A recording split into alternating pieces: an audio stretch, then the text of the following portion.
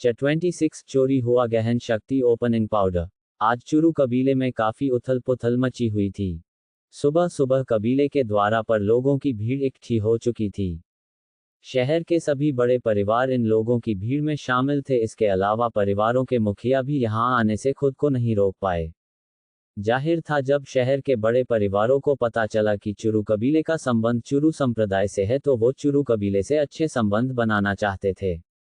हालांकि यहाँ बहुत से लोग मौजूद थे लेकिन कोई भी ऊंची आवाज में बात करने की कोशिश नहीं कर रहा था, क्योंकि उन्हें डर था कि वे कहीं चुरू संप्रदाय से आए मेहमानों को नाराज न कर दें। चुरू कबीले का प्रवेश द्वार बंद था और सभी लोग बाहर खड़े होकर सावधानी से द्वार खुलने का इंतजार कर रहे थे। सुबह होने से पहले ही कबीले के बीच में खाली मैदान में एक मंच स्थापित किया गया था, जिसके चारों ओर कुर्सियां, मेज और सभी प्रकार के उपकरण लगाए गए थे। सुबह 8 बजे चुरू कबीले ने अपने सभी सदस्यों को इकट्ठा होने के आदेश दे दिया था। तुरंत कबीले के सभी सदस्य एकत्र हो गए और वे तुरंत सभा स्थल की ओर दौड़ पड़े। 15 मिनट से भी कम समय में चुरू कबीले का हर सदस्य, चाहे वो युवा हो या बूढ़ा, इस स्थान पर पहुंच चुका था। सभा स्थल पर सबसे आखिर में आने वाला व्यक्ति अर्थ था। जब वह आर्या का हाथ पकड़कर मध्यम गति से आगे बढ़ रहा था तो तुरंत सभी लोगों का ध्यान उसकी ओर आकर्षित हो गया। बेशक अगर वो अकेला होता तो कोई उसकी ओर देखना भी पसंद नहीं करता, लेकिन अभी उसके साथ आर्या थी जिसका हाथ अर्थ में हाथ में था। उसकी मुद्रा अत्यंत सुंदर थी और उसका रंग रूप इतना आकर्षक था कि वह न केवल शहर बल्कि पूरी दुनिया को भी जीत सकती थी। वहां के लोगों ने ऐसे व्यवहार किया जैसे कि वे एक सुंदर परी को धीरे धीरे अपनी ओर आते देख रहे हैं। वहां उपस्थित युवाओं ने जब आर्या को देखा तो वे चमकती आंखों और बेतहासा धड़कते दिलों के साथ खड़े हो गए। कुछ लोगों के मुंह के कोनों से तो लार तक टपकने लगी। इसकी विपरीत अर्थ जो उसके बगल में चल रहा था, उसके चेहरे पर पीलापन नजर आ रहा था, उसकी पलकें झुकी हुई थी, उसकी आंखें निष्प्राण लग रही थी और उसके कदमे में भी ताकत नहीं थी। वह अभी 1 दर्जन कदम भी नहीं चला था कि 3 बार जम्हाई ले चुका था। उसे देखकर ऐसा लग रहा था कि जैसे उसने अत्याधि संभोग किया हो और अब नींद के लिए तरस रहा हो। उन युवाओं के मन में जैसे ही यह ख्याल आया और दोनों को हाथों में हाथ डाले देखा तो उन्होंने अपने दांत भींच लिए और उनके शरीर कांपने लगे। उनकी आंखों में गहरी जलन और धधकती हुई ईर्ष्या की लहर दिखने लगी। इस स्वर्गीय सुंदरता वाली एक देवी जिसके लिए वे आने सपनों में तरसते हैं, उसे हर दिन एक कचरे के टुकड़े से दबाया जाता है जिसे वे सबसे हेय दृष्टि से देखते थे। इस विचार मात्र से लोगों का शरीर क्रोध और ईर्ष्या से लगभग फटने लगा था। अर्थ का आधी नींद में होना और अत्यधिक थका हुआ दिखाई देना कोई दिखावा नहीं था, लेकिन ये भी स्पष्ट था कि ऐसा किसी भी तरीके से अत्यधिक संभोग के कारण भी नहीं हो सकता था। ये सिर्फ उसके 3 बजे उठकर आर्या के इलाज में अपनी पूरी शक्ति का उपयोग करने के कारण हो रहा था। उसके बाद दोबारा इतनी उठना भी उसकी आधी नींद में होने का कारण था। और रही बात एक दूसरे का हाथ पकड़ने का, तो ये काम आर्या का बिल्कुल भी नहीं था। वो भीड़ में आने के बाद अचानक ही अर्थ ने आर्या का हाथ थाम लिया और आर्या भी उसके साथ असभ्य व्यवहार करना नहीं चाहती थी। इसके अलावा उसे पिछले कुछ दिनों से उसका हाथ पकड़ने की आदत हो चुकी थी और ऊपर से वो काफ़ी ज़्यादा थका हुआ भी था, इसलिए आर्या ने उससे अपना हाथ छुड़ाने की कोशिश नहीं की। वो आगे बढ़े जा रहे थे कि एक युवक के पास से गुजरने पर अर्थ के कानों में एक मजाकिया आवाज़ पड़ी, चुरू कबीले के भीतर सब कुछ उत्कृष्ट है सिवाय इस अनावश्यक कचरे के। ये बात बोलने वाला युवक तीसरे बुजुर्ग का पोता चिराग था। अर्थ को उसकी आवाज़ स्पष्ट रूप से सुनाई दी थी। अर्थ ने अपनी भौहें उठाई और देखा कि चिराग इस वक्त उसी की ओर देख रहा है। उसके चेहरे पर स्पष्ट रूप से ईर्ष्या और उपहास के भाव दिख रहे थे। भाई चिराग, क्या आप मेरे बारे में बात कर रहे हैं? अर्थ ने अपने कदम रोककर चिराग से पूछा। ओह भाई अर्थ, आप गलत समझ रहे हैं। मैं स्पष्ट रूप से अभी एक कूड़े के टुकड़े के बारे में बात कर रहा था। क्या आप खुद को एक कूड़े का टुकड़ा मानते हैं? चिराग ने पलटकर मुस्कराते हुए कहा। तभी उसकी नज़र आर्या के खूबसूरत बर्फीले चेहरे पर पड़ी, जिसे देखकर चिराग की आंखों में एक चमक दिखने लगी। ओह, तो ऐसी बात है। अर्थ ने अपना सिर हिलाया और फिर आर्या को अपनी ओर खींचते हुए कहा, ऐसा लगता है कि वह मेरे बारे में बात नहीं कर रहा है। वाइफी, चलो चलते हैं। जब मैं ऐसे मेघ को देखता हूँ जो एक हंस को छूने के सपने देखता है, तो उसकी तुलना में तो मैं एक ऐसा कूड़े का टुकड़ा बनना पसंद करूंगा जो उस हंस को रोज पकड़कर सोता है। वाइफी, इसके बारे में तुम क्या सोचती हो? अर्थ की ये बात सुनकर चिराग अचानक घूमा और गहरे भाव के साथ कहा, क्या कहा आपने? अर्थ दोबारा रुका और उसने आश्चर्य से चिराग की ओर देखते हुए कहा, भाई चिराग क्या हुआ? मैं तो बस एक मेढक के बारे में बात कर रहा था, लेकिन आपकी प्रतिक्रिया इतनी अजीब क्यों है? ऐसा लगता है कि मैं जिस मेढक की बात कर रहा हूँ उसके साथ आपका कोई विशेष रिश्ता है। चिराग के ओंठ गुस्से से कांपने लगे, उसका पूरा चेहरा गुस्से से लाल हो गया, लेकिन उसके पास अर्थ से कुछ कहने के लिए शब्द ही नहीं थे। आर्या मेरी वाइफी, बेहतर होगा कि हम यहाँ से जल्दी निकल चलें। मैंने सुना है कि जब कोई मेढक गुस्सा हो जाता है तो वो काटने के लिए दौड़ता है। अगर इस मेढक ने हमें काट लिया तो हम दूषित हो सकते हैं। अपनी बात कहने के साथ ही वो आर्या को अपने साथ खींचते हुए आगे बढ़ गया। वहीं चिराग के पास अपने गुस्से को दबाने के अलावा और कोई विकल्प नहीं था। अर्थ और कुछ कदम ही चले थे कि भीड़ के बीच से हरीन की आवाज आई, अर्थ यहाँ मेरे पास आओ। हरीन की आवाज सुनकर अर्थ और आर्या तेजी से उनकी ओर बढ़ने लगे। आर्या के एक्यूपंक्चर उपचार के बाद उसके शरीर में काफी ज्यादा बदलाव आ गया था, साथ उसके चेहरे पर भी बड़ा बदलाव देखने को मिला था।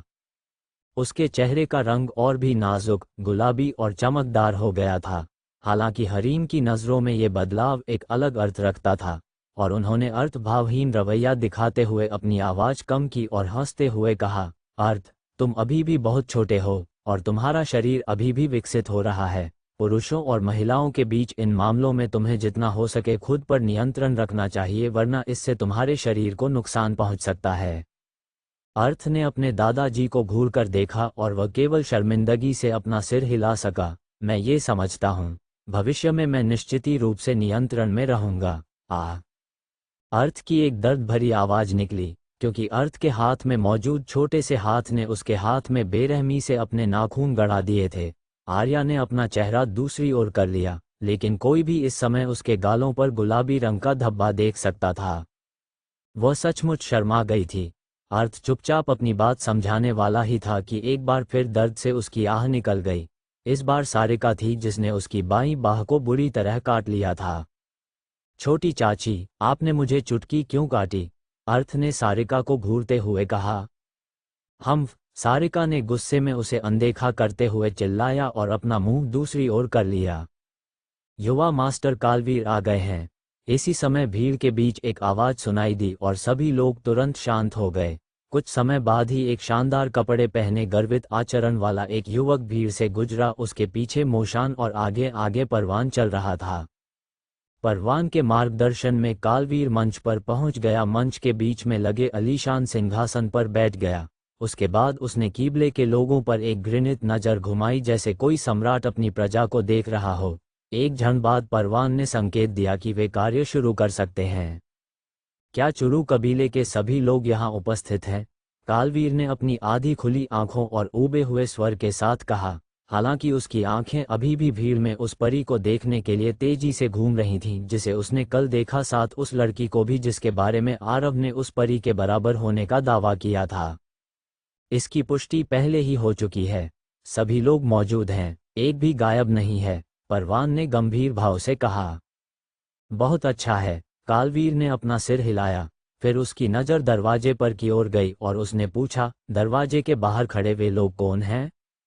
यंग मास्टर, वे तियान सिटी के शक्तिशाली परिवार हैं जो यंग मास्टर की एक झलक पाने की उम्मीद में यहाँ एकत्र हुए हैं, परवान ने अपनी कुर्सी से खड़े होकर उत्तर देते हुए कहा।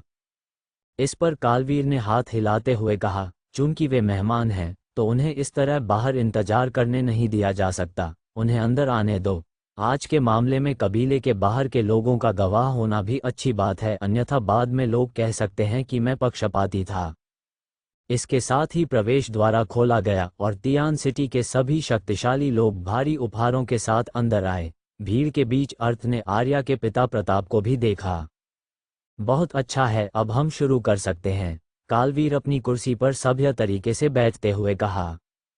उसने लोगों को देखा और हल्के से बोलना शुरू किया। मेरा नाम कालवीर है, मैं चुरू संप्रदाय से हूँ। चुरू संप्रदाय के महान नाम से आप सभी को परिचित होना चाहिए। ब्लू विंड साम्राज्य में ऐसा कुछ नहीं है जिसे मेरा चुरू संप्रदाय हल न कर सके।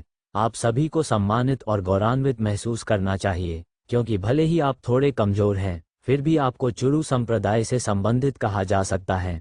चुरू कबीले के संस्थापक हमारे चुरू संप्रदाय के बुजुर्ग का बेटा था।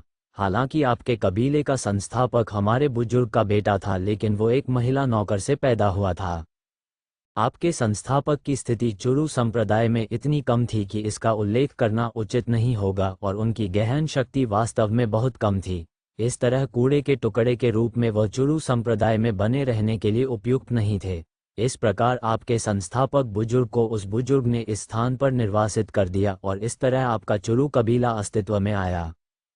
कालवीर के शब्द बेहद कठोर और तिरस्कार से भरे हुए थे। कबीले के कुछ सदस्य ये सुनकर भौहें चढ़ाने लगे, लेकिन किसी ने भी कुछ बोलने की हिम्मत नहीं की। कालवीर ने अपनी बात आगे जारी रखते हुए कहा, बुजुर्ग को मरने से पहले अपने बेटे की याद आ गई और उन्होंने मरने पहले एक अंतिम इच्छा छोड़ दी। उन्हें उम्मीद थी कि हम चुरू कबीले की युवा पीढ़ी में से चुरू संप्रदाय में वापस ले जाने के लिए सबसे अच्छी योग्यता वाले व्यक्ति को ढूंढ लेंगे। उसके बाद कालवीर ने वो कागज उठाया जिस पर परवान ने युवा पीढ़ी के सभी लोगों के नाम लिखकर कालवीर को दिया थे। कालवीर ने अपने चारों ओर देखा और फिर अहंकार से कहा, आज मैं खुद इसकी जांच करूंगा। थोड़ी देर में मैं जिसका नाम पुकारूंगा वह मेरे सामने आएगा और अपनी शक्ति का परिचय देगा। हालांकि योग्यता आपकी गहन शक्ति के स्तर से नहीं बल्कि आपकी नींव और क्षमता से तय होती है। मेरे यहाँ आने से पहले मेरे माननीय पिता ने मुझे गहन शक्ति ओपनिंग पाउडर दिया था। चयनित व्यक्ति को न केवल चुरू संप्रदाय में वापस लाया जाएगा बल्कि पुरस्कार के रूप में गहन शक्ति ओपनिंग पाउडर भी दिया जाएगा। ये कहते हुए कालवीर ने परवान को देखा और उससे वो पाउडर मांगा। गहन शक्ति पाउडर मांगने पर परवान की अभिव्यक्ति पीली पड़ गई। उसके माथे पर ठंडा पसीना आ गया। वह गहन शक्ति पाउडर देने के लिए आगे नहीं बढ़ा बल्कि हड़बड़ाहट में वहीं खड़ा रहा। क्या बात है? बोलते हुए कालवीर की अभिव्यक्ति गहरी हो गई। कबीले मास्टर, क्या आप ओपनिंग पाउडर छोड़ने के लिए तैयार नहीं हैं? नहीं नहीं, ऐसा नहीं है। परवान ने तुरंत भयभीत भाव से अपना सिर हिलाया। ये केवल क्या? कालवीर ने कर्कश भाव से कहा। परवान तुरंत कांपते हुए शरीर के साथ तुरंत घुटनों पर बैठ गया। उसने आतंक भरे चेहरे के साथ कहा, मैं मरने के लायक हूँ। युवा मास्टर ने कल हमें जो पाउडर दिया था मैंने उसे हमारे कबीले के अस्पताल में रखवा दिया था और वहाँ पर मौजूद व्यक्ति को उसकी अच्छी तरह से रक्षा करने का आदेश दिया था। लेकिन आज सुबह मुझे खबर मिली कि वो गहन शक्ति ओपनिंग पाउडर चोरी हो गया है। तो क्या होगा कहानी में आगे? आखिर किसने चुराया है गहन शक्ति ओपनिंग पाउडर? कहीं वो सारिका तो नहीं है? जानने के लिए पढ़िए the warrior only on pocket novel पर। CH27 सारिका पर लगा चोरी का आरोप।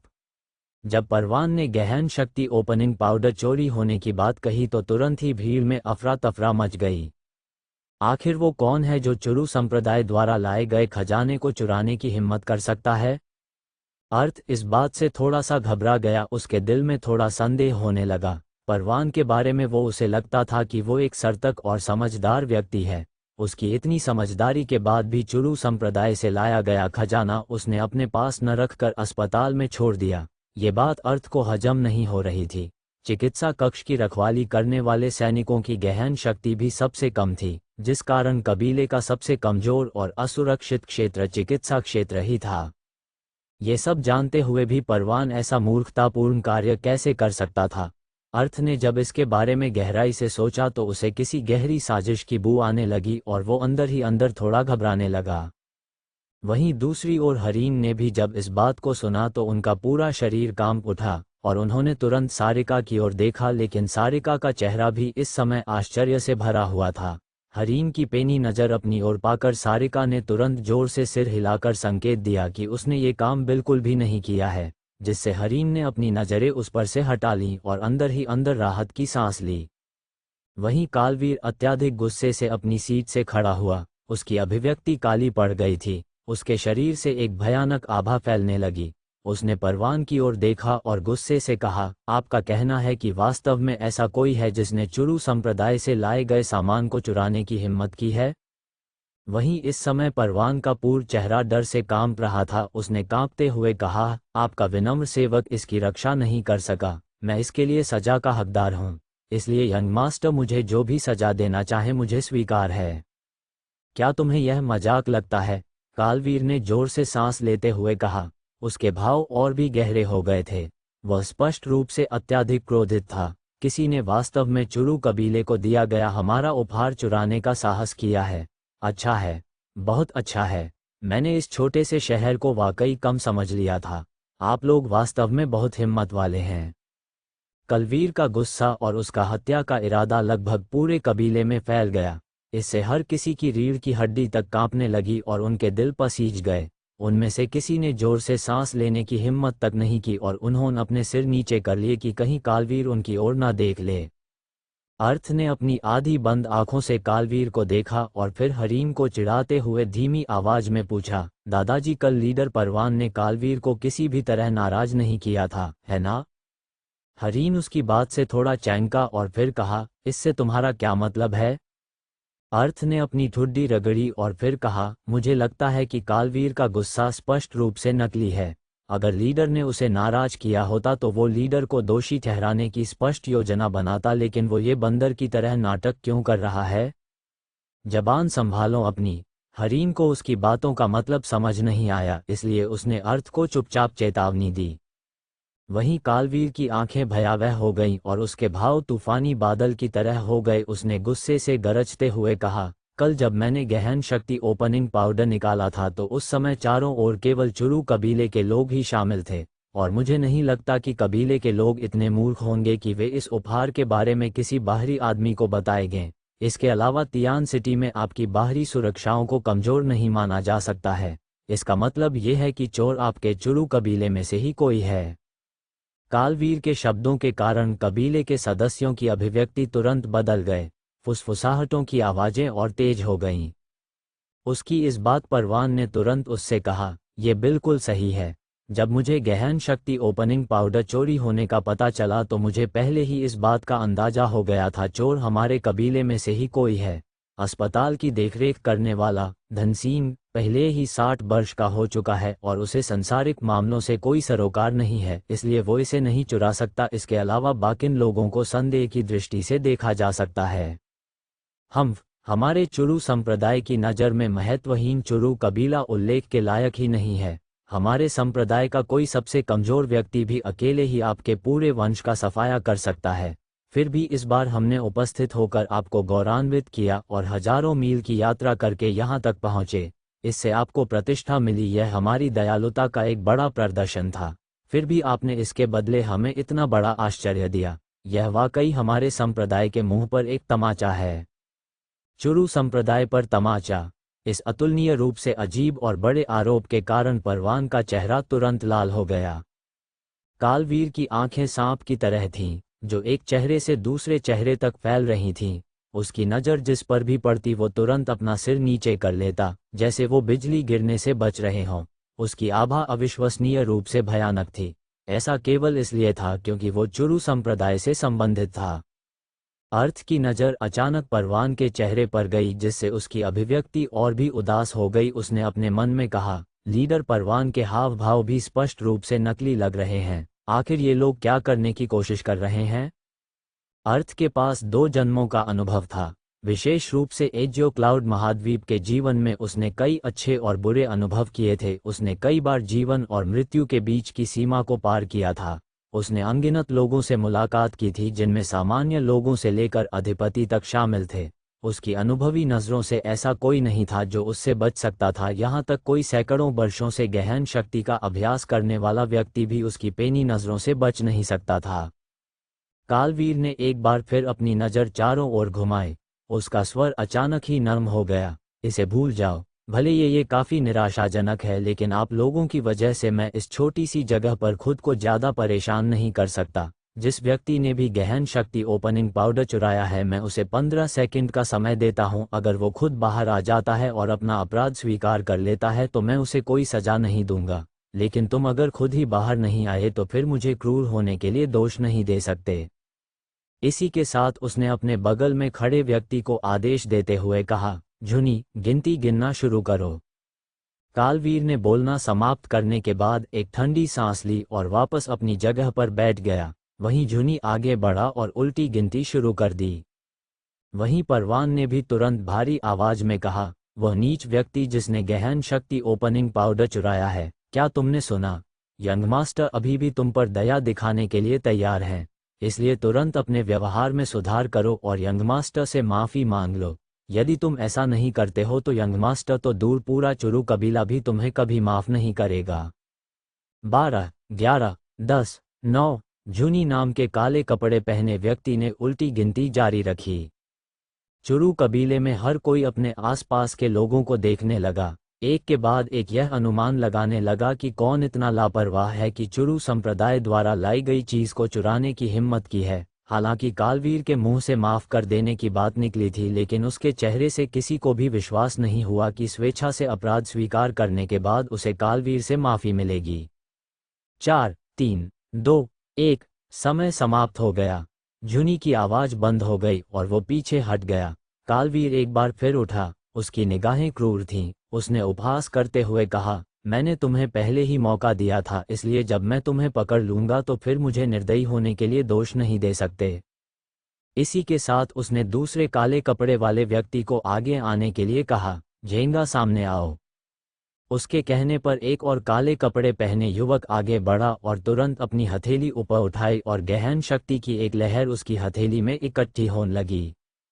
उसने परवान से पूछा, गहन शक्ति ओपनिंग पाउडर काले बॉक्स के साथ गायब हुआ है ना? परवान ने उसके इस सवाल का जवाब हाँ में देते हुए अपना सिर हिलाया। उसके चेहरे पर एक संदेह की झलक दिख रही थी, मानो उसे समझ ही नहीं आया था कि उसने ये सवाल क्यों पूछा है। उसकी बात पर झेंगा ने कहा, बहुत अच्छा है। उस बॉक्स पर हमारे संप्रदाय की अद्वितीय गहन शक्ति का एक निशान है, ईगल निशान। जब तक हम अपनी अद्वितीय गहन शक्ति का उपयोग करते हैं तब तक हम आसपास के हर उस स्थान का पता लगा सकते हैं जहां भी संप्रदाय का ईगल निशान मौजूद है। इसी के साथ ही झेंगा तुरंत अपने स्थान से बिजली की तरह गायब हो गया। उसकी गति इतनी तेज थी कि पलक झपकते ही वो सभी की नजरों से गायब हो गया। ऐसा लगाता है कि झेंगा ने उसका पता लगा लिया है, कालवीर ने व्यंग्यात्मक तरीके से कहा। उसकी आंखों में आत्मसंतुष्टि की गहरी भावना झलक रही थी, जैसे कि वह अपने प्रदर्शन से बहुत खुश हो। परवान के चेहरे पर भी एक खुशी का भाव प्रकट हुआ, जो एक बार फिर गहरा हो गया। उसने गंभीरता से कहा, युवा मास्टर, यह मामला बहुत ही शर्मनाक है। इसने न केवल आपको क्रोधित किया बल्कि हमारे कबीले को भी काफ़ी बदनामी झेलनी पड़ी है। इसलिए इससे कोई फर्क नहीं पड़ता कि चोर कौन है, भले ही वो मेरा बेटा ही क्यों न हो। आपको उसे कड़ी सजा देने में ज़रा भी संकोच नहीं दिखाना चाहिए। हाँ बिल्कुल, मेरे चुरू संप्रदाय को नाराज करने वाले का अंत कभी भी अच्छा नहीं हो सकता, कालवीर ने कहा। परवान से कहा। इसी समय हवा का एक तेज झोंका आया और मंच पर झेंगा दिखाई देने लगा। उसके हाथों में एक लकड़ी का बॉक्स था। लकड़ी के बॉक्स पर ईगल के निशान से अभी भी हल्की रोशनी निकल रही थी। यह वही बॉक्स था जिसमें गहन शक्ति ओपनिंग पाउडर था। युवा मास्टर, मुझे यह मिल गया है, झेंगा ने लकड़ी का बॉक्स कालवीर के हाथों में देते हुए कहा और फिर पीछे हट गया। सारी फुसफुसाहटें बंद हो गई। माहौल इतना शांत हो गया कि सुई गिरने की आवाज भी सुनी जा सकती थी। हर किसी ने अपनी आंखें चौड़ी कर ली और अपनी सांसें रोक ली, ये देखने के लिए कि वह कौन था जिसने इसे चुराने का साहस किया था। झेंगा, तुम्हें ये कहाँ से मिला? कालवीर ने तिरस्कारपूर्वक पूछा। 66वां आंगन, कमरे में तकिए के नीचे, झेंगा ने भावहीन चेहरे के साथ जवाब दिया। 66वां आंगन। जब ये लोगों ने सुना तो सभी की नज़र एक लड़की की ओर चली गई जो काफ़ी ज़्यादा डरी हुई दिख रही थी। 66वां आंगन, ये शब्द सुनकर सारिका दंग रह गई थी। एक के बाद सभी की निगाहें अपनी ओर पाकर वो पीछे हट गई और भय के मारे अपना सिर हिलाते हुए अनजाने में चिल्ला उठी, यह मैं नहीं हूँ, यह मैं नहीं हूँ। 66वां आंगन वो आंगन था जिसमें सारिका रहती थी। इस बात से चुरू कबीले में हर कोई परिचित था। लोगों ने तुरंत सारिका को भीड़ से अलग कर दिया और उसे छुपने की कोई जगह नहीं मिली।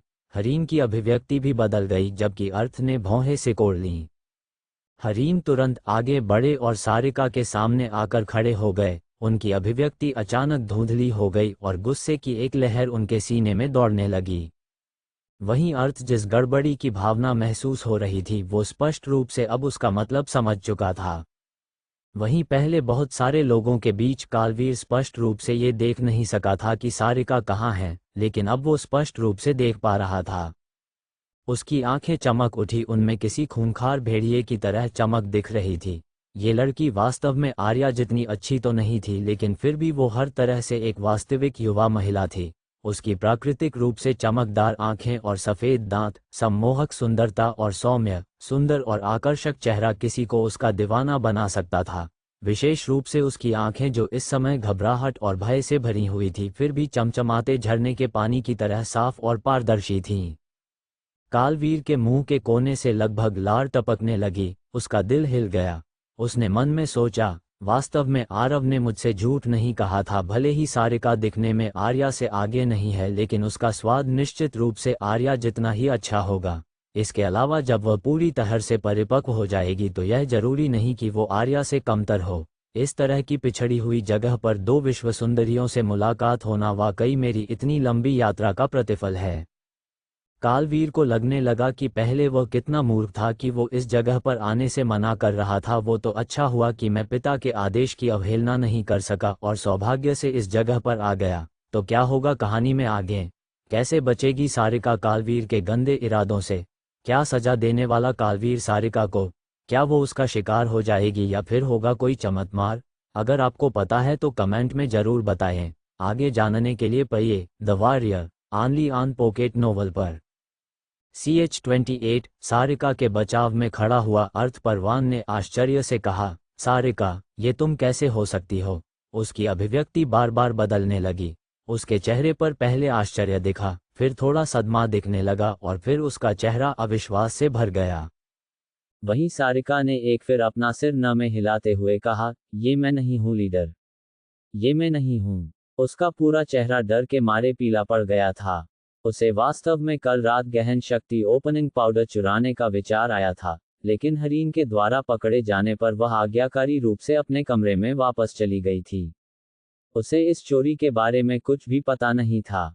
हे भगवान, मुझे उम्मीद नहीं थी कि लापरवाह चोर एक छोटी लड़की होगी, कालवीर ने रहस्यमय अंदाज में कहा। लेकिन मैंने पहले ही कहा था कि चाहे कोई भी, मैं उसे छोड़ने वाला नहीं हूँ। लीडर, ये मैं नहीं थी। वास्तव में ये मैं नहीं थी जिसने इसे चुराया था। जरूर कहीं न कहीं कोई गलती हुई होगी। इसे चुराने वाली वास्तव में मैं नहीं हूँ। सारिका ने बार बार अपना सिर न में हिलाया। उसका पूरा चेहरा पहले से ही पीला पड़ गया था। कालवीर ने गुस्से और सख्त आवाज में कहा, ये डिब्बा आपके कमरे में आपके तकिए नीचे पाया गया है। यदि तुमने इसे नहीं चुराया तो क्या इस डिब्बे के खुद से पंख निकल आए थे और यह उड़कर तुम्हारे कमरे में चला गया? युवा महिला, मैंने पहले ही तुम्हें अपना अपराध स्वीकार करने का मौका दिया था, लेकिन तुमने ही इसे स्वीकार नहीं किया।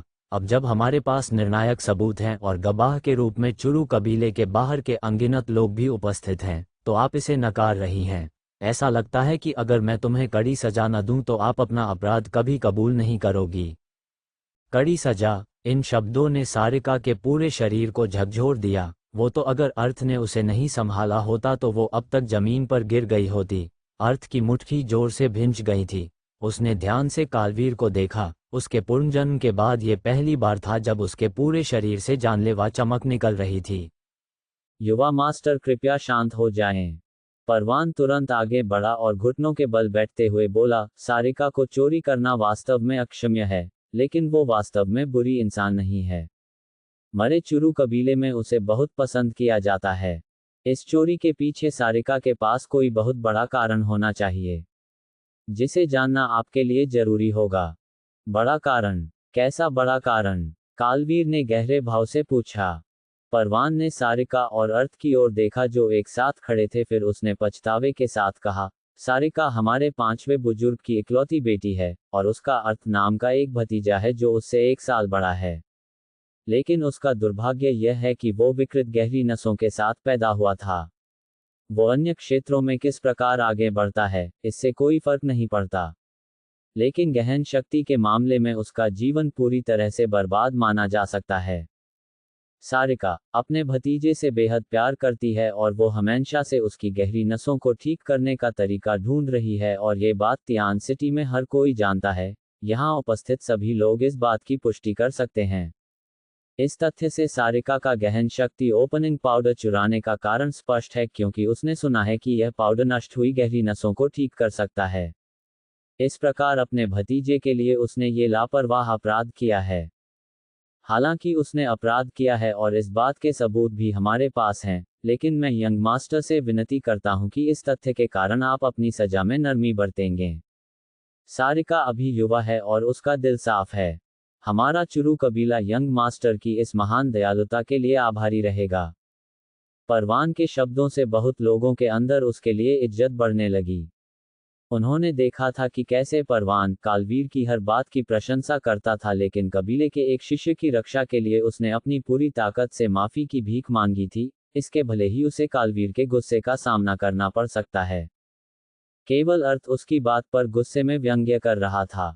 क्या निर्दोष प्रदर्शन है! ये वास्तव में छोटी चाची के लिए माफी की भीख मांग रहा है, या फिर वास्तव में उसके खिलाफ लगाए गए झूठे अपराध को पूरी तरह से वैध बना रहा है।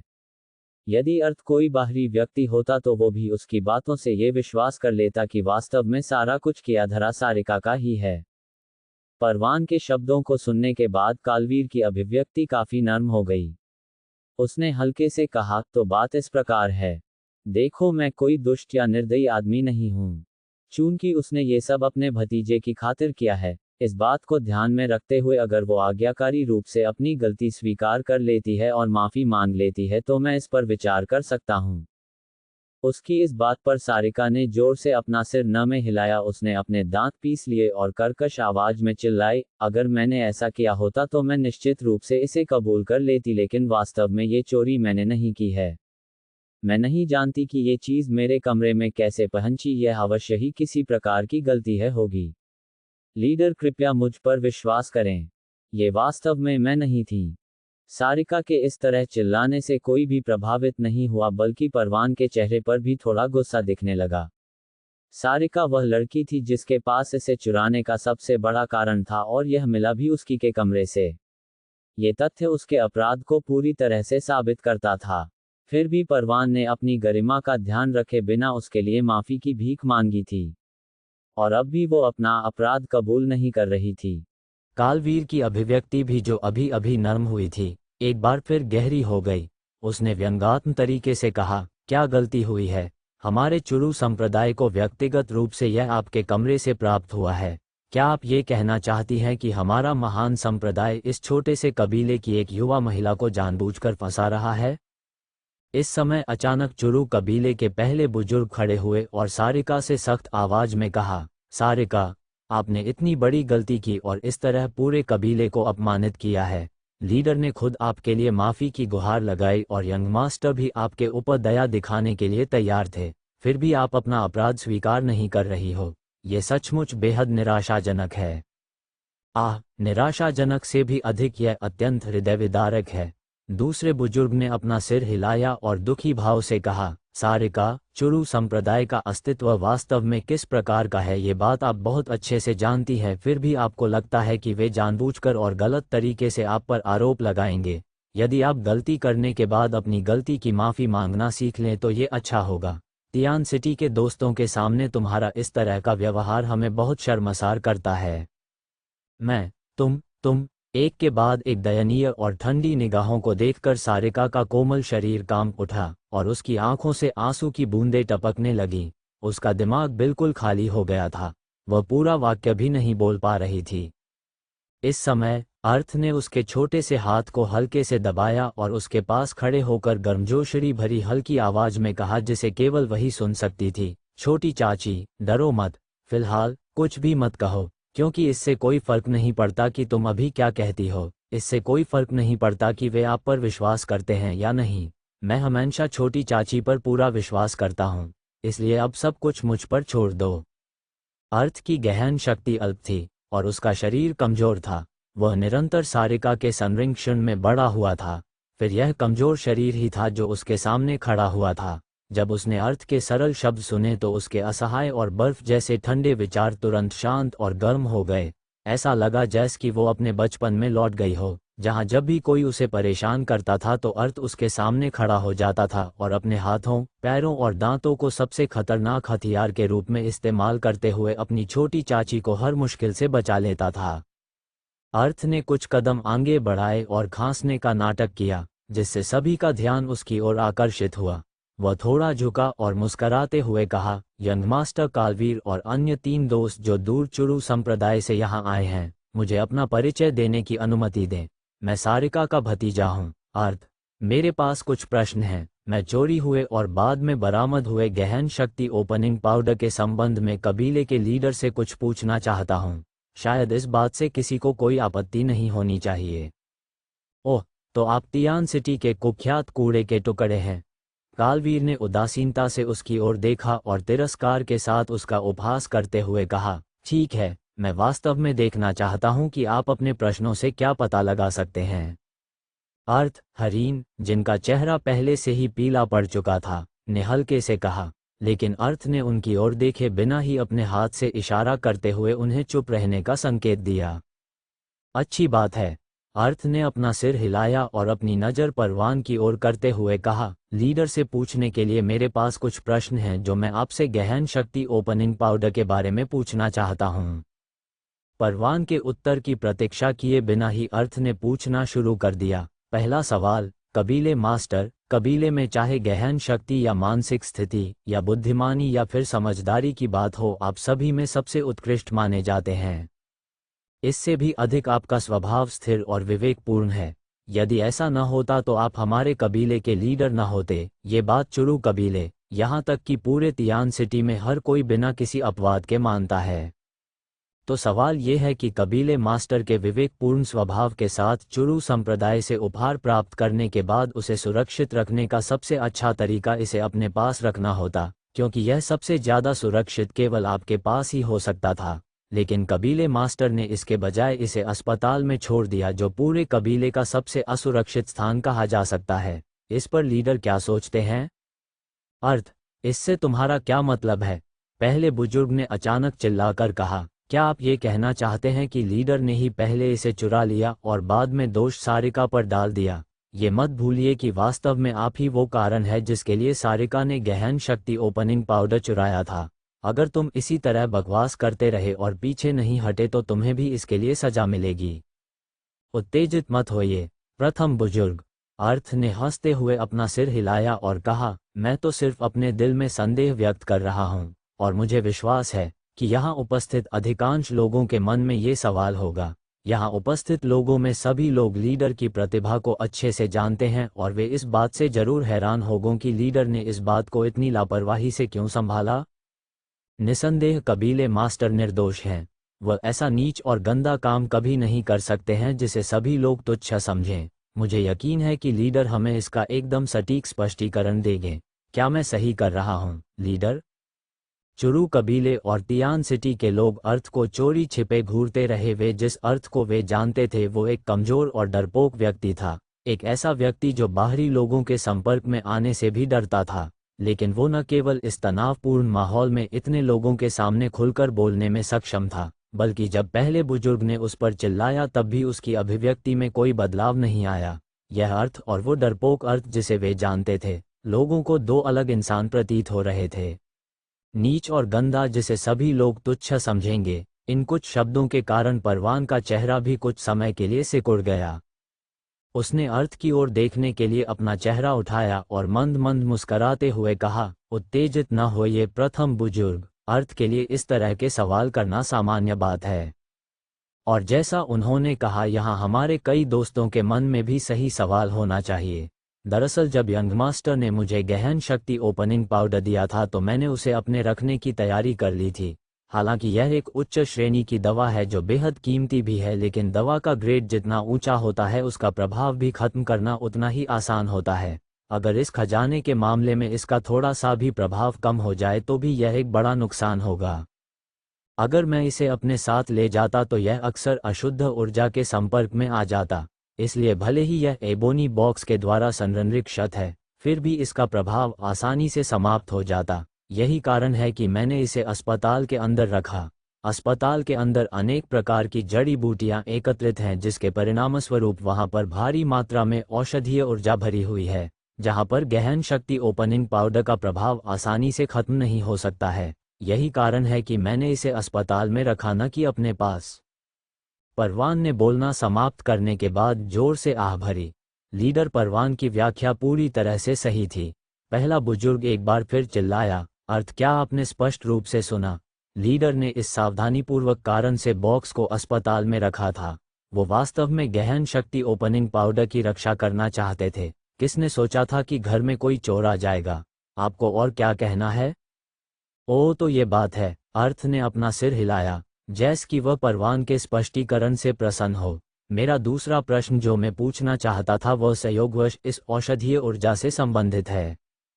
अर्थ ने अपनी आंखें सिकोड़ लीं और धीरे धीरे हंसते हुए कहा, औषधीय ऊर्जा के संबंध में हमारे कबीले की अस्पताल ने वर्षों से विभिन्न प्रकार की जड़ी बूटियां एकत्र कर रखी हैं, जिनमें सबसे ज्यादा मात्रा में पतली शुद्ध घांस नाम की जड़ी बूटी है, और इसकी सुगंध मीठी मछली की तरह होती है।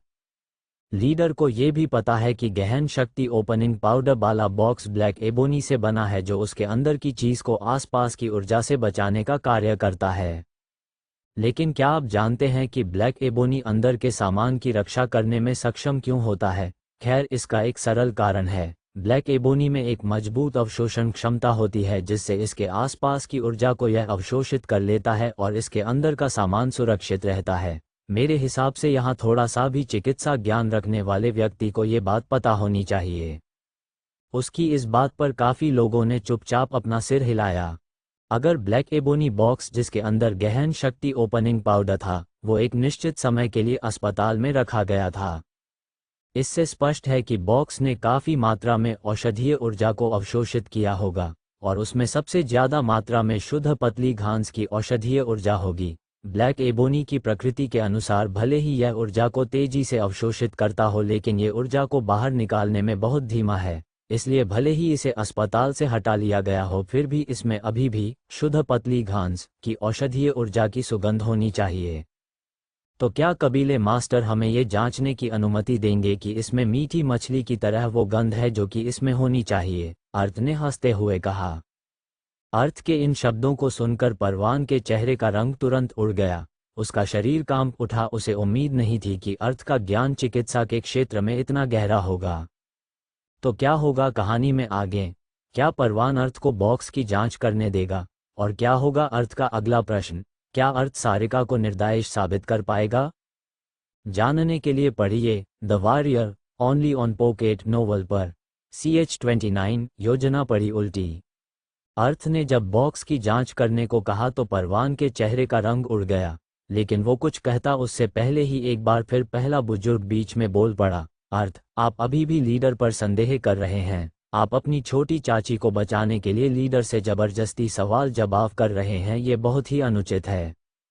बुजुर्ग की बात पर परवान बोला, गुस्सा करने की कोई जरूरत नहीं प्रथम बुजुर्ग।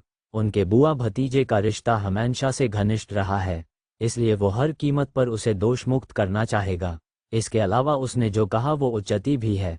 अब चूंकि अर्थ बॉक्स की जांच करवाना चाहता है तो हम ये बेशक करेंगे, लेकिन गहन शक्ति ओपनिंग पाउडर एक अनमोल खजाना है, इसलिए हम ये किसी के भी हाथों में नहीं दे सकते। तो फिर क्यों ना ऐसा किया जाए कि यंग मास्टर कालवीर खुद इसकी जांच करें। अर्थ ने मन ही मन उसका मजाक उड़ाया, लेकिन अपने चेहरे के भाव बिल्कुल नॉर्मल रखे और फिर सिर हिलाते हुए कहा, बेशक अगर यंग मास्टर इसकी जांच करते हैं तो ये सबसे बढ़िया होगा। क्या यंग मास्टर हमें इस डिब्बे की गंध को सूंघकर मेरे दिल के संदेह को दूर कर सकते हैं? कालवीर और परवान ने एक दूसरे की आंखों में देखा और मन में सोचा कि वास्तव में इस मूर्ख अर्थ को ये पता लगा पाना असंभव होगा कि हम दोनों पहले से ही उसके साथ खेल रहे हैं। कालवीर ने बॉक्स अपने में हाथ में लिया और लापरवाही से उत्तर दिया, मैं इसे आपकी ओर से जरूर सूंघूंगा। उसके बाद उसने बॉक्स को अपनी नाक के पास लाकर गंभीरता से उसे सूंघना शुरू कर दिया। फिर उसने अपनी भौहें सिकोड़ लीं और बोला, हालांकि इसकी गंध ज़्यादा तेज तो नहीं है, लेकिन इसमें से वास्तव में एक मीठी मछली जैसी गंध आ रही है। इसके बाद प्रथम बुजुर्ग चापलूसी करते हुए बोला, यह सही है। यंग मास्टर जैसी हैसियत वाला व्यक्ति तो यहाँ झूठ नहीं बोल सकता। इसी के साथ वो भी आगे बढ़ा और बॉक्स को जोर से सूंघा।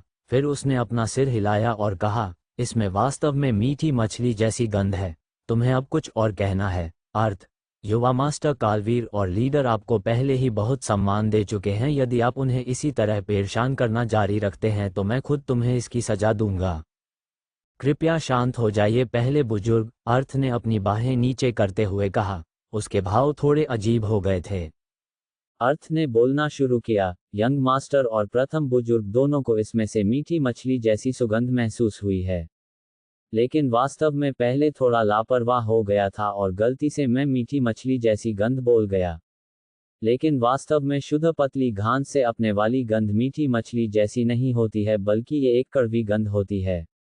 इस बात की पुष्टि आप अस्पताल से शुद्ध पतली घास मंगवा कर सकते हैं। तो फिर आपको मीठी मछली जैसी गंध कैसे महसूस हुई, ये बात मैं समझ नहीं पा रहा हूँ। क्या मुझे कोई समझाने की कोशिश करेगा? एक बार जब अर्थ ने ये शब्द कहे तो सभी के भाव बदल गए। कालवीर, परवान और प्रथम बुजुर्ग के भाव तुरंत कठोर हो गए। हालांकि उन्होंने जल्द ही अपने भाव सामान्य कर लिए, लेकिन उनके बदलते चेहरों को कई लोगों ने महसूस कर लिया था। बहुत से लोगों के दिल जोर जोर से धड़कने लगे। उन्हें माहौल में आता बदलाव स्पष्ट रूप से दिखाई दे रहा था। वहीं आर्या भी अपने पति की इस चतुराई पर अंदर ही अंदर खुद को हंसने से नहीं रोक पाए। उसके चेहरे पर हल्की मुस्कान और अर्थ के लिए प्रशंसा के भाव दिख रहे थे। तभी पहले बुजुर्ग ने गुस्से में फटते हुए कहा, अर्थ, तुम अभी भी अपना मुंह बंद नहीं कर रहे हो। लड़के, तुम न केवल सारिका को बचाने की नाकाम कोशिश कर रहे हो, बल्कि तुम अभी भी लीडर और यंग मास्टर से सवाल करने की हिम्मत कर रहे हो। मैं देख रहा हूं कि तुम जानबूझकर हमारे साथ खेल रहे हो और लगातार बकवास कर रहे हो।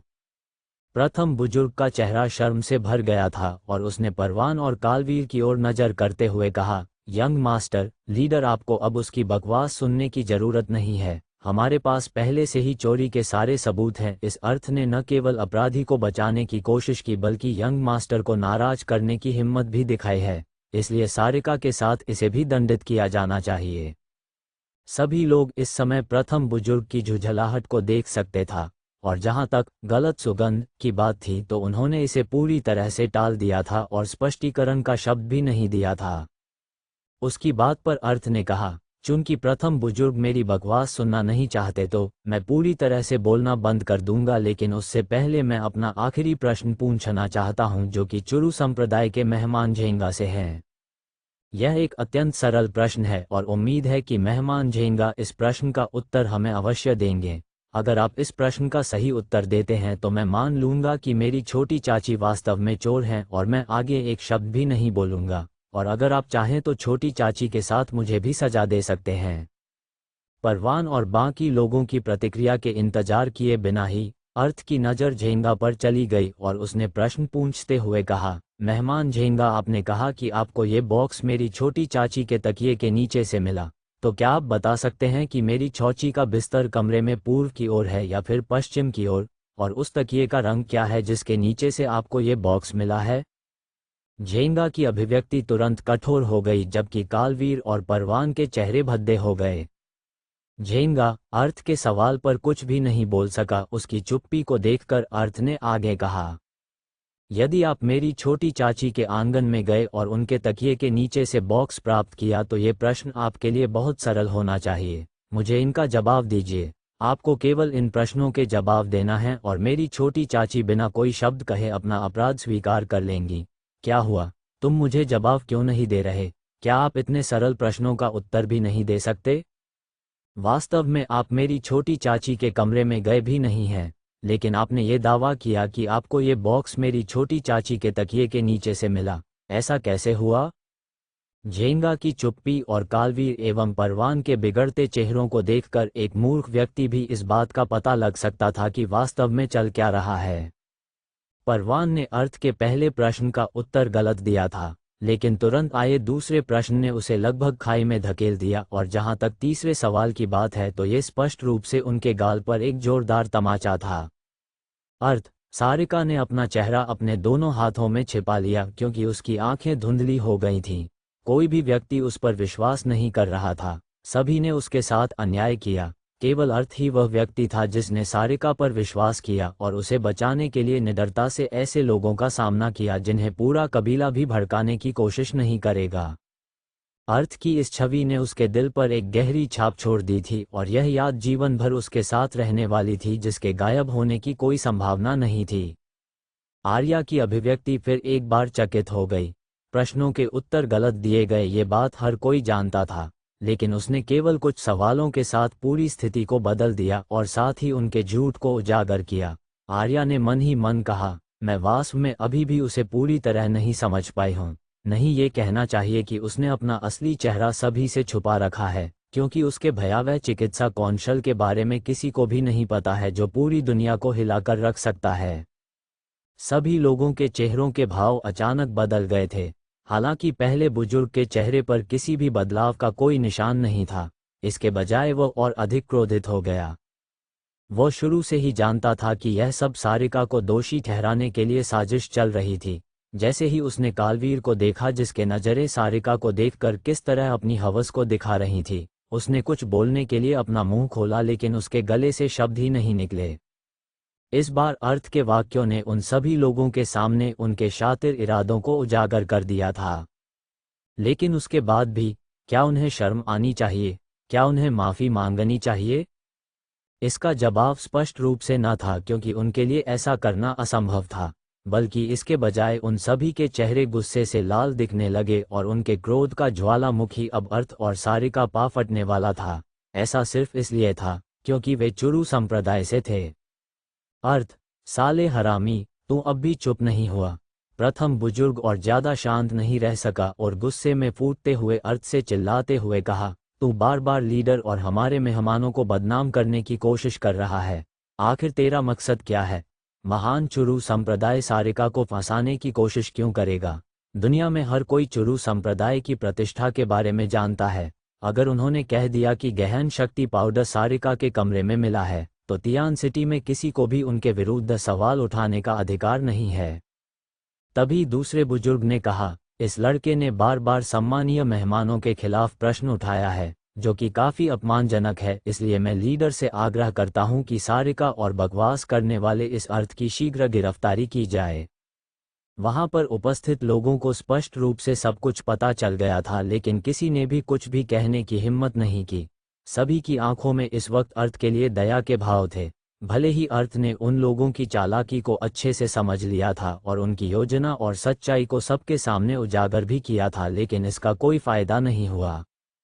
कालवीर का चेहरा पहले ही गुस्से से काला पड़ गया था। उसने नहीं सोचा था कि उसकी परफेक्ट योजना इतने सारे लोगों के सामने उसी पर उल्टी पड़ जाएगी। हालांकि सभी लोग उसे भयभीत नजरों से देख रहे थे और उसके सामने कुछ भी कहने की हिम्मत नहीं कर रहे थे, लेकिन उनके चेहरे से उसे महसूस हो रहा था कि वे सभी उसे मन ही मन गंदी गंदी गालियां दे रहे हैं और उसे एक नीच कुत्ते के रूप में देख रहे हैं। और ये सब अर्थ के कारण हो रहा था। कालवीर अत्यधिक क्रोधित हो गया था। उसके शरीर से एक खतरनाक जानलेवा चमक निकल रही थी। उसने गहरी आवाज में कहा, मैं प्रतिष्ठित चुरू संप्रदाय का सदस्य, चुरू कबीले के एक बेकार कचरे के टुकड़े के किसी भी सवाल का जवाब देने का दायित्व नहीं रखता। चुरू कबीले में जो भी व्यक्ति कानून प्रभारी है, वो तुरंत इस चोर और उस कचरे के टुकड़े का गिरफ्तार करे। उसकी बात को सुनकर चौथा बुजुर्ग तुरंत आगे आया और अपनी खतरनाक नज़र सारिका की ओर करते हुए बोला, सारिका और अर्थ, तुम दोनों पहले ही गंभीर अपराध कर चुके हो। अपनी सजा का इंतजार करने के लिए तुरंत मेरे साथ कानून प्रवर्तन कक्ष में चलो। स्थिति में फिर से अचानक बदलाव आ गया। ये स्पष्ट था, अर्थ ने उन्हें बेनकाब कर दिया था। फिर भी उन लोगों ने अपने गौरव की परवाह किए बिना सारिका और अर्थ को सजा सुना दी थी। अर्थ इस बार वास्तव में थोड़ा चिंतित हो गया। वो थोड़ा पीछे हटा और आर्या के पास पहुंच गया। उसने आर्या से पूछा, आर्या मेरी वाइफी, तुम्हारी मास्टर कहाँ है? पता नहीं, आर्या ने स्पष्ट उत्तर दिया, पता नहीं। इस शब्द से अर्थ का पूरा शरीर कांप गया। उसने बेरहमी से चुरू संप्रदाय के मुंह पर जोरदार तमाचा मारने की हिम्मत क्यों की थी? क्या इसलिए कि वो हिम्मत वाला था? बिल्कुल नहीं, बल्कि इसलिए क्योंकि वो जानता था आर्या की मास्टर आसपास के क्षेत्र में ही है और पिछली रात को उसने आर्या से अपनी मास्टर को सूचित करने के लिए भी कहा था। लेकिन आर्या ने उससे केवल इतना कहा कि पता नहीं। इस बात से अर्थ की आत्मा तक हिल गई। उसे अपने आप को थप्पड़ मारने का मन करने लगा। तो क्या होगा कहानी मने आगे? क्या सजा मिलेगी अर्थ और सारिका को? क्या आर्या की मास्टर अर्थ को बचाने आएगी? जानने के लिए पढ़िए the warrior only on pocket novel पर। CH30 अर्थ का सबसे बड़ा सच आया सामने। ताकत के मामले में चौथे बुजुर्ग कबीले के शीर्ष 5 लोगों में शामिल थे, इसलिए जाहिर था कि अर्थ और सारिका उनका विरोध नहीं कर सकते थे। लेकिन जैसे ही वो अर्थ और सारिका को पकड़ने वाला था, एक लंबी छाया उनके सामने आ गई। उसके शरीर से भारी मात्रा में गहन शक्ति निकल रही थी। उस छाया ने चौथे बुजुर्ग पर एक जोरदार हमला किया, जिससे वो उड़ता हुआ दूर जाकर गिरा और लगभग 10-12 कदम लड़खड़ाने के बाद वापस अपना संतुलन बना पाया। पूरे चुरू कबीले के भीतर या फिर कहें कि पूरे तियान शहर के अंदर केवल एकमात्र व्यक्ति था जो चौथे बुजुर्ग को केवल एक हमले से पीछे हटने पर मजबूर कर सकता था, और वो था आत्मा गहन क्षेत्र के 10वें स्तर वाला हरीन, यानी कि अर्थ के दादा और सारिका के पिता। उसके इस तरह बीच में आ जाने से चौथे बुजुर्ग ने कहा, हरीन, क्या आप बेशर्मी से उनकी रक्षा करना चाहते हैं? यदि यह पहले होता तो निश्चित ही चौथा बुजुर्ग हरीन के सामने खड़े होने की भी हिम्मत नहीं करता, लेकिन इस समय वह पूरे आत्मविश्वास से भरा हुआ था। हालांकि हरीन ये जानता था कि क्या हो रहा है और उसके संघर्ष का कोई फायदा नहीं होने वाला है, लेकिन वो चुपचाप अर्थ और सारिका के साथ इस तरह अन्याय होते हुए नहीं देख सकता था। उसने चौथे बुजुर्ग को नज़रअंदाज करते हुए मंच की ओर देखा और कहा, लीडर परवान, आज के मामले में मेरे पास बोलने के लिए कुछ है जो मैं कहना चाहता हूँ। ये बिल्कुल असंभव है कि मेरी बेटी सारिका गहन शक्ति ओपनिंग पाउडर चुरा सकती है। हाँ, सारिका आपकी बेटी है, तो आप तो ऐसा ही कहेंगे, प्रथम बुजुर्ग ने ठंडे स्वर में हंसते हुए कहा, लेकिन सच्चाई पहले से ही सबके सामने है। आप जो भी कहेंगे वो पूरी तरह से बेकार साबित होगा। यदि आप फिर भी इन दोनों को बचाने का साहस करते हैं तो फिर मैं भूल जाऊंगा कि आप कबीले के बुजुर्ग हैं और मैं आपको भी गिरफ्तार कर लूंगा। चूंकि इस समय वो कालवीर के बगल में खड़ा था, इसलिए उसके पास दिन दहाड़े झूठ बोलने के लिए पर्याप्त आत्मविश्वास था, और उसके चेहरे के भाव ऐसे थे जैसे कि वो जो भी बोल रहा था वो पूरी तरह सत्य हो। हरीन ने उसकी बातों पर कोई ध्यान नहीं दिया और उसने अपना दिमागी संतुलन बरकरार रखते हुए कहा, लीडर परवान, ये बात सच है, सारिका गहन शक्ति ओपनिंग पाउडर के बारे में जानती थी और इसके बारे में मैंने ही उसे बताया था, लेकिन उसे इसके बारे में बताने के बाद मुझे थोड़ा पछतावा हुआ, क्योंकि मुझे डर था कि वो उसे चुराने की कोशिश करेगी। इसलिए मैं पूरी रात उसके आंगन के दरवाजे के सामने खड़ा होकर पहरा देता रहा और उसने रात से सुबह तक अपना आधा कदम भी आंगन के बाहर नहीं रखा। पहले बुजुर्ग ने तिरस्कार पूर्व उसका उपहास किया और कहा, अपनी बेटी को बचाने के लिए आप वास्तव में इस तरह के हास्यप तरीके सोच रहे हैं, लेकिन सोचो, क्या कोई तुम्हारी इन बनावटी बातों पर यकीन करेगा? हरीन का चेहरा ठंडा और दृढ़ हो गया। उसने ऊंची आवाज में कहा, मैंने हमेशा एक सीधा और ईमानदार जीवन जिया है। हालांकि मैं एक सच्चा और सज्जन व्यक्ति नहीं हूँ, लेकिन मैंने किसी निम्न दर्जे के व्यक्ति को कभी है दृष्टि से नहीं देखा है और न ही कभी किसी को नुकसान पहुंचाया है और न किसी को कभी धोखा दिया है।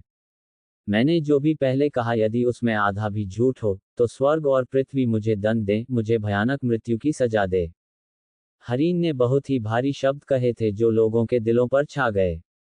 हरीन न केवल तियान सिटी में सबसे शक्तिशाली व्यक्ति था, बल्कि उसकी ईमानदारी के बारे में हर कोई जानता था। वास्तव में उसके लिए ये शपथ लेना जरूरी नहीं था कि आकाश और पृथ्वी मुझे सजा दे, फिर भी उसने ये शपथ ली ताकि दूसरों को उसकी बातों पर यकीन हो सके। अर्थ के सवालों के कारण लोगों के सामने सच्चाई पहले ही आ चुकी थी, लेकिन उनमें से कोई भी चुरू संप्रदाय के सामने बोलने की हिम्मत नहीं कर सकता था। इसलिए भले ही हरीन ने और अधिक सबूत पेश किए थे, फिर भी ये सब बेकार साबित होना था, बल्कि कालवीर और ज्यादा नाराज हो सकता था। हा, चुरू कबीले के बीच अचानक एक तिरस्कारपूर्ण हंसी गूंज उठी। आरव, जिसने अब तक बोलने की जहमत नहीं उठाई थी, अचानक खड़ा हो गया और सामने आया। वह हरीन की ओर मुड़ा और उन्हें देखकर हंसते हुए कहने लगा, इस मामले में मुझे बोलने या हस्तक्षेप करने का कोई अधिकार नहीं, लेकिन अचानक जब मैंने 5वें बुजुर्ग का भव्य भाषण सुना तो मैं खुद को रोक नहीं सका। एक व्यक्ति जिसने पिछले 16 वर्षों से पूरे चुरू कबीले को बेवकूफ़ बनाया है, वो खुद को एक सीधा और ईमानदार व्यक्ति होने का दावा कर रहा है, जिसने कभी किसी को धोखा नहीं दिया। ये तो एक भयंकर बड़ा मजाक है। पिछले 16 वर्षों से पूरे चुरू कबीले को मूर्ख बनाया गया है। इन कुछ शब्दों ने सभी को चौंका दिया। जैसे ही हरीन ने आरव के शब्दों को सुना, तुरंत ही उसके दिल में एक बुरा अनुमान उभर आया। आरव, आपका क्या मतलब है? हरीन ने अपनी भौहें सिकोड़ते हुए धीमी आवाज में पूछा। तभी परवान ने भी अपने चेहरे पर गंभीर भाव के साथ कहा, आरव, 5वें बुजुर्ग हमेशा गुणी और प्रतिष्ठित व्यक्ति रहे हैं, तुम्हें ऐसे ही उनके बारे में कुछ भी अनाप शनाप नहीं बोलना चाहिए। आरव ने थोड़ा झुक कर कहा, पिताजी कृपया आप निश्चिंत रहें, आपका बेटा इतने लोगों के सामने कुछ भी लापरवाही करने की हिम्मत नहीं करेगा। जैसे ही उसने हरीम को देखा उसकी आंखें सिकुड़ गईं और वो मंद मंद मुस्कराते हुए बोला, पांचवें बुजुर्ग, आप एक सच्चे और ईमानदार व्यक्ति होने का दावा करते हैं जिसने कभी किसी को धोखा नहीं दिया, तो क्या आप अपने बेटे अधीर के जीवन भर के सम्मान और गौरव की प्रतिज्ञा करते हुए ये बोलने का साहस करते हैं कि अर्थ वास्तव में आपका रक्त संबंधी पोता है? आरव के शब्दों को सुनकर हरीम का पूरा शरीर कांपने लगा, उनकी पुतलियां सिकुड़ गईं और वो अपनी जगह पर स्तब्ध होकर खड़े रहे। आरव की भयानक मुस्कान को देखते हुए उन्हें तुरंत ये एहसास हुआ कि उस दिन कब्रिस्तान में अपने बेटे की कब्र के सामने वो जो भी बड़बड़ा रहे थे, आरव ने वो स्पष्ट रूप से सुन लिया था। आरव ने जो भी कहा उससे लोगों में तुरंत हंगामा मच गया, और जब उन्होंने अपना ध्यान हरीम के ऊपर किया तो उनके मुंह खुले के खुले रह गए। उनकी असामान्य प्रतिक्रिया को देखते हुए लोगों का आश्चर्य कई गुना बढ़ गया। इसके साथ ही लोगों में फुसफुसाहट की आवाजें भी तेज होने लगीं। अर्थ भी पूरी तरह से हैरान था। जब उसने हरीम की प्रतिक्रिया पर ध्यान दिया तो उसकी हैरानी और भी ज्यादा बढ़ गई। सारिका के भाव तो और ज्यादा नाजुक हो गए थे। वो इस समय हरीम को खोखली दृष्टि से देख रही थी। आरव, तुम वास्तव में क्या कहना चाहते हो? परवान ने गंभीरता से पूछा। आरव ने अपने पिता की ओर देखकर सम्मानपूर्वक कहा, कुछ दिन पहले मैं जब पूर्वजों को प्रणाम करने पीछे के पहाड़ पर कब्रिस्तान में गया था तो संयोग से मेरी मुलाकात पांचवें बुजुर्ग से हो गई जो अपने बेटे की कब्र के सामने बड़बड़ा रहे थे। लेकिन मैंने इसे स्पष्ट रूप से सुना था कि वास्तव में अर्थ अंकल अधीर का असली बेटा नहीं है। हरीम की प्रतिक्रिया से लोगों को सच्चाई का थोड़ा अनुमान तो हो ही गया था, लेकिन अब जब आरव ने इतनी स्पष्ट रूप से इस बात की घोषणा की थी तो हर कोई पूरी तरह से चकित हो गया। जो लोग हरीम को अच्छे से जानते थे और उनके मित्र थे, उन्होंने अपनी आंखें और भी चौड़ी कर लीं। उनके चेहरे इस समय अविश्वास से भरे हुए थे। परवान का चेहरा भी सदमे से भरा था। उसने तुरंत गंभीरता से कहा, आरव, ये बड़ा मामला है जो कि हमारी वंशावली से जुड़ा है। आप इस मामले में बिल्कुल भी लापरवाही नहीं कर सकते। आरव ने दृढ़ता से उत्तर दिया, बेशक मैं इतने बड़े मामले में झूठ नहीं बोल सकता। जहां तक सच्चाई की बात है तो इस बात की पुष्टि पांचवें बुजुर्ग करेंगे। पांचवें बुजुर्ग, मुझे लगता है कि मैंने जो भी पहले कहा था वो आपने स्पष्ट रूप से सुना होगा। यदि आपके पास स्पष्ट विवेक है और अर्थ के साथ आपका खून का रिश्ता है, तो क्या आप अपने बेटे के सम्मान की कसम खाने की हिम्मत करेंगे? इस वक्त सभी की नजरें हरीम पर गड़ी हुई थीं। उसके भाव और भी कड़वे हो गए। उसने एक भी शब्द नहीं कहा। उसका बेटा अधीर उसका सबसे बड़ा गौरव था, और भले ही वो अब इस दुनिया में नहीं था, लेकिन वो कभी भी अपने मृत बेटे के सम्मान की झूठी कसम नहीं खा सकता था। अर्थ ने अपना मुंह खोला लेकिन वो एक भी शब्द नहीं बोल सका। उसे अपना दिल थोड़ा खाली खाली सा महसूस होने लगा और दम घुटने वाली भावना उसके पूरे शरीर में तेजी से फैलने लगी। पिताजी, अर्थ आपका सगा पोता कैसे नहीं हो सकता? पिताजी, जल्दी से कुछ कहो, जल्दी से उन्हें बताओ। सारिका ने जोर से हरीम के शरीर को झटका और भयभीत स्वर में चिल्लाते हुए कहा। लेकिन हरीम काफी देर तक कुछ नहीं बोल सका, जैसे कि वह एक मूर्ति में बदल गया हो। उसकी अभिव्यक्ति ऐसी हो गई जैसे कि पलक झपकते ही उसकी उम्र 10 वर्षों से बढ़ गई हो। पांचवें बुजुर्ग, ये सब क्या है? क्या आरव ने जो भी कहा वो सच है? परवान ने भौहें सिकोड़ते हुए हरीन से उत्तेजित होकर पूछा। हरीन ने धीरे से अपना सिर उठाया और गहरी सांस ली। आरव ने उसे अपने बेटे अधीर की कसम खाने के लिए मजबूर किया था, लेकिन ये कुछ ऐसा था जिसे वो कभी नहीं करेगा, चाहे कुछ भी हो जाए। इसके बाद यह मामला जिसे उसने 16 सालों से छिपा कर रखा था, वो अब और नहीं छिप सकता था। उसने सोचा था कि वो इस सच्चाई को जीवन भर अपनी मृत्यु तक छिपा कर रखेगा, लेकिन उसने कभी नहीं सोचा था कि यह सच्चाई वास्तव में इतने सारे लोगों के सामने निर्दयता से प्रकट हो जाएगी। हरीम के चुप रहने की स्थिति से सच पहले ही सबके सामने आ गया था, अन्यथा वह पहले ही बिना किसी हिचक के शपथ ले सकता था और आरव का मुंह बंद कर सकता था। चुरू कबीले में हर कोई हैरान था, यहाँ तक आर्या भी दंग रह गई। आर्या के पिता जो इस समय चुपचाप खड़े थे, उनका चेहरा भी सदमे से भरा हुआ था। अर्थ अधीर का बेटा नहीं है, ये कैसे हो सकता है? अर्थ धीरे धीरे कदमों के साथ हरीम के सामने आया। जब उसने एक ऐसे चेहरे को देखा जो एक पल में काफी बूढ़ा हो गया था, तो उसे अपने दिल में दर्द का एक विस्फोट होता हुआ महसूस होने लगा। उसने अपने दिल को शांत करने की पूरी कोशिश की और धीरे से पूछा, दादाजी क्या यह वाकई सच है? हरिण ने अर्थ की ओर देखा और एक कड़वी मुस्कान दी। उसकी धुंधली आंखों में एक जटिल अभिव्यक्ति थी जिसे अर्थ स्पष्ट रूप से देखने में असमर्थ था। हरिण ने धीमी आवाज में कहा, भले ही तुम मेरी सगी संतान नहीं हो, लेकिन मैंने हमेशा तुम्हें अपने पोते के रूप में माना है। यदि पहले की चुप्पी उसकी सहमति का संकेत देती थी तो उसके इस वाक्य ने आरव की बात की पूरी तरह से पुष्टि कर दी जिसे सभी ने स्पष्ट रूप से सुना था। पूरे कबीले में तुरंत हंगामा मच गया। इस इतने सालों में चुरू कबीले में ये सबसे चौंकाने वाली खबर थी जो किसी ने पहले कभी नहीं सुनी थी। अर्थ काफी देर तक भावशून्यता से वहीं खड़ा रहा, जैसे कि उसने अपनी आत्मा खो दी हो। सारिका भी अवाक रह गई। उसने गुस्से में अपना सिर हिलाया और हरीन पर उत्तेजित होकर चिल्लाई, पिताजी, आप ये क्या कह रहे हैं? अर्थ छोटी उम्र से ही मेरे साथ बड़ा हुआ है, तो वह मेरे भाई का पुत्र कैसे नहीं है? वह आपका पोता कैसे नहीं हो सकता? आप मजाक कर रहे होंगे, है ना? तभी एक हाथ बढ़ा और सारिका का हाथ पकड़ लिया। इस समय अर्थ वापस से सामान्य स्थिति में आ गया था।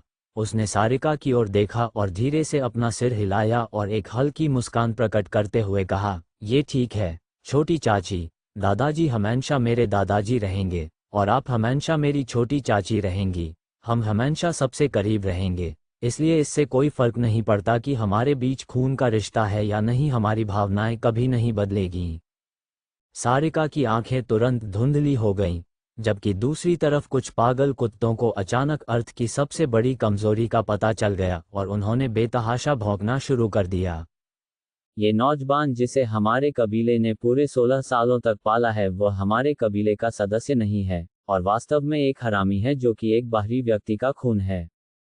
ये वाकई कबीले के इतिहास का सबसे बड़ा मजाक है, पहले बुजुर्ग ने जोर से कहा। आप स्पष्ट रूप से जानते हैं कि वह एक कमीना है, लेकिन फिर भी आपने उसे चुरू कबीले में रखा और साथ ही उसे बुजुर्ग का पोता होना का विशेष अधिकार भी दिया। हरीन, तुमने वाकई कबीले से 16 वर्षों तक झूठ बोला है। अगर किस्मत से आरव को सच का पता नहीं चलता तो शायद हमें सच का कभी पता ही नहीं चलता और कबीले के वंशज बाहरी लोगों के खून से मिल जाते। हरीन, क्या आप जानते हैं ये कितना बड़ा पाप है? चौथे बुजुर्ग ने हरीन को गुस्से में घूरते हुए कहा। इस समय न केवल 4 बड़े बुजुर्ग बल्कि कबीले के नौकर तक हरीन की आलोचना कर रहे थे। एक पल में हरीन लोगों के मुंह से निकलने वाले तीरों का निशान बन गया। तो क्या होगा कहानी में आगे? अब जब अर्थ चुरू कबीले का सदस्य नहीं है तो क्या करने वाले हैं कबीले के लोग उसके साथ? जानने के लिए पढ़िए the warrior only on pocket novel पर।